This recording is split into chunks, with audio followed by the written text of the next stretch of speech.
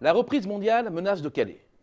Elle achoppe d'abord sur la panne de la zone euro, avec une croissance nulle au deuxième trimestre. Un coup d'arrêt qui l'atteint en plein cœur. D'un côté, la France est enlisée dans la rigueur. De l'autre, l'Allemagne voit se refermer sur elle le double piège de la déflation qu'elle impose à ses partenaires et celui de la crise géostratégique qui ébranle son flanc Est. Son PIB a reculé de 0,2%. Ce dévissage du noyau dur fait déjà basculer l'Italie en récession et risque d'emporter les quelques économies qui demeurent en territoire positif. Les Pays-Bas, plus 0,5%, ou le Portugal, plus 0,6%, dont le sursaut apparent doit être relativisé après les mauvais chiffres du début d'année. Seule l'Espagne peut encore offrir l'illusion d'une accélération à plus 0,6%.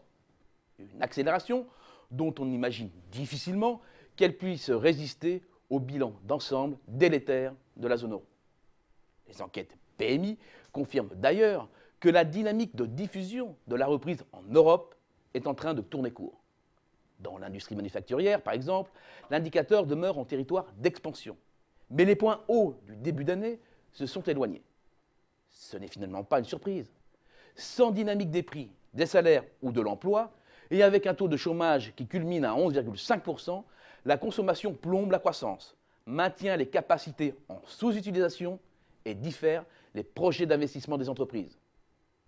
À l'enlisement de la vieille Europe s'ajoutent les ratés d'un autre géant vieillissant qui nous rappelle la difficulté de s'extraire de la déflation, le Japon.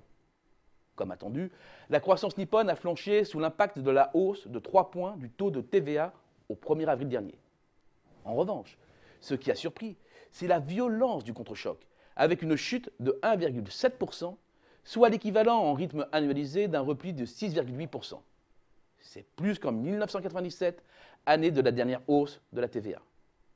Le choc inflationniste, voulu par le Premier ministre Abe, est bien parvenu à sortir le pays de la déflation. Mais les salaires ne suivant pas, le pouvoir d'achat salarial baisse et la tentative pourrait bien virer à l'échec.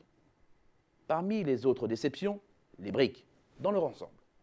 Certes, la Chine a tiré son épingle du jeu au deuxième trimestre, mais la situation reste très précaire, comme le montre l'évolution très heurtée du PMI manufacturier. À 50,3, il est descendu en août dernier à son plus bas depuis 3 mois. En fait, le modèle chinois tarde à se rééquilibrer vers son marché intérieur et souffre du manque de tonus du commerce mondial. De son côté, le Brésil demeure en retrait et est bloqué par le contexte préélectoral. Quant à la Russie, elle est empêtrée dans le conflit ukrainien et frôle la récession. Dans ce contexte, le moteur anglo-saxon pourra-t-il conserver un pouvoir d'entraînement? Là, la dynamique y reste pour l'heure bien supérieure à celle du reste du monde. Aux États-Unis, le PIB s'est envolé de près de 4% en rythme annualisé, ce qui suggère que le choc du premier trimestre avait bien une composante temporaire liée aux conditions climatiques. De son côté, l'économie britannique confirme son retour avec une nouvelle fois une progression supérieure à 3%. Seul hiatus, c'est une croissance au forceps, avec une absente de marque, les augmentations salariales. Cela pourrait affecter la consommation et fragiliser la croissance. Le bilan à mi-parcours est donc bien celui d'une économie mondiale poussive, avec en perspective une fin d'année compliquée.